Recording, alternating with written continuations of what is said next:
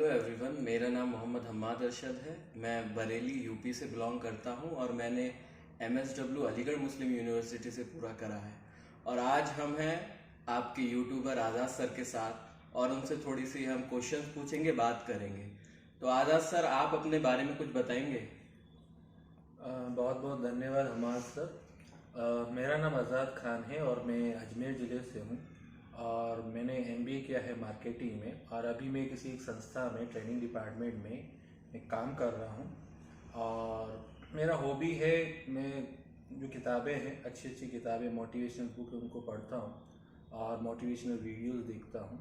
और मुझे लगता है मेरी खूबी है कि मैं थोड़ा सा अलग सोचता हूँ, ऐसा भीड़ के हट के सोचने की क्षमता मुझे लगता है कहीं ना कहीं वो मेरे में है।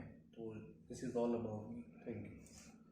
तो आज़ाद सर, आप अपने बचपन के बारे में कुछ बताएंगे कि आपका बचपन कैसा रहा?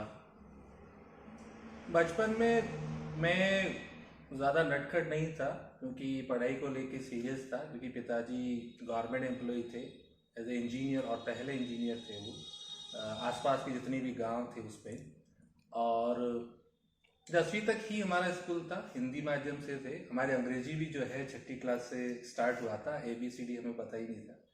इसके बाद 12वीं जो मैंने पढ़ाई करी ब्यावर से पटेल स्कूल से करी, जो सबसे बड़ा स्कूल है। फिर मैंने BSc किया SD गवर्नमेंट कॉलेज ब्यावर से।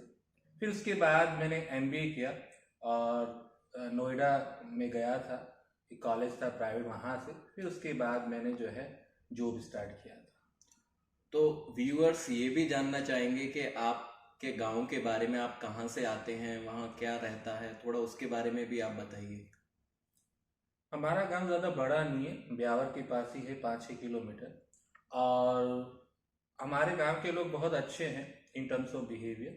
लेकिन अगर मैं बात करूँ एजुकेशन की, तो अभी भी उतना एजुकेशन डेवलप नहीं हो रखा है। जब मैंने बताया कि जब मैं बचपन में, या जब मैं हम पढ़ते थे, तो 10वीं तक स्कूल था सरकारी। अब प्राइवेट स्कूल भी हो गए हैं, अच्छे स्कूल हैं अभी, लेकिन वो लेवल उतना है नहीं।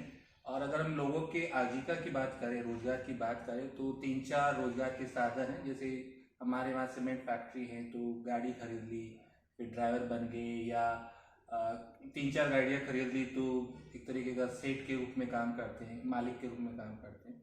एक तो ये रोजगार का साधन है। दूसरा, आर्मी में है काफ़ी लोग हमारे जो देश की सेवा कर रहे हैं। और इसके अलावा गवर्नमेंट टीचर भी है हमारे गांव में। और इसके अलावा खेती है, किसान है, हर घर में जो है किसानी करते हैं, खेती करते हैं। तो ये 3-4 प्रोफेशन है। और काफ़ी सारे लोग बाहर भी जाए गए हैं, जैसे सऊदी अरेबिया है, दुबई है, कतर है। वहाँ पे भी कुछ ना कुछ काम करके, जैसे एज ए ड्राइवर या किसी कंपनी में, किसी फैक्ट्री में काम कर रहे हैं और अपना जो है आजीविका का साधन बना रहे हैं और रोजगार कर रहे हैं। तो जितने भी आज़ाद सर आपने प्रोफेशन बताए, तो कहीं ना कहीं आप जिस ट्रेनिंग फील्ड में हैं वो और सबसे हटके हैं। तो आपका यहाँ पर कैसे आना हुआ इस फील्ड में? जैसा मैंने आपको पहले ही बताया था कि मेरे पिताजी जो थे वो गवर्नमेंट इंजीनियर थे। पापा चाहते थे कि मैं डॉक्टर बनूं, BSc किया था मैंने एग्ज़ाम भी दिया था। अनफॉर्चुनेटली मैं उस लेवल तक नहीं जा पाया जो अपेक्षाएं थी। तो मैंने फिर MBA किया, मास्टर ऑफ बिजनेस एडमिनिस्ट्रेशन। फिर एक कंपनी थी, जो फर्स्ट कंपनी थी, स्किल डेवलपमेंट कंपनी थी। तो मुझे पता नहीं था कि ये सेक्टर कौन सा है, लेकिन मैंने स्टार्ट किया धीरे धीरे।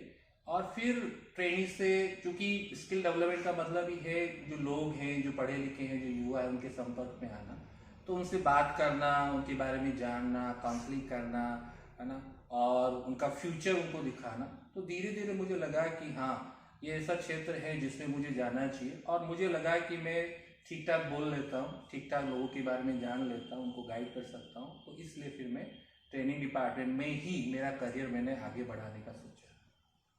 थैंक तो यू। आप ये भी हम लोग को बताना चाहेंगे कि ऐसे एज अ ट्रेनर या ट्रेनिंग फील्ड में आप लोगों की ज़िंदगी में क्या बदलाव ला पाए हैं, वो कुछ साझा करेंगे आप?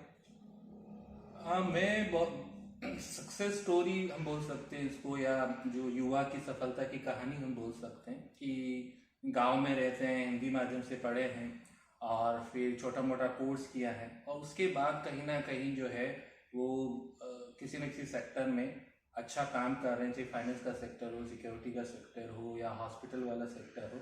लेकिन ये है कि उनको एक बार मोटिवेट करना रहता है, थोड़ा सा गाइड करना रहता है, उनके टच में रहना पड़ता है और उनके फैमिली को भी साथ में लेके चलना पड़ता है। तो केस एग्जांपल है, घर खरीदा, लोन लिया और लोन चुका दिया, और अपना बाइक लिया, उसकी किस्तें चुका दी, और पेरेंट्स के लिए कपड़े लेके आना या फिर आपके जो छोटे भाई बहन हैं उनका शिक्षा का खर्च उठाना, है ना, इस तरीके से चीज़ें होती हैं। और मेरे पास एक मैसेज भी आया था, उसमें मम्मी पापा का फोटो था जिसमें स्कूटी पे बैठे थे, तो उसमें लिखा था कि मैंने जो है मेरे मम्मी पापा को जो है स्कूटी दिलवाई।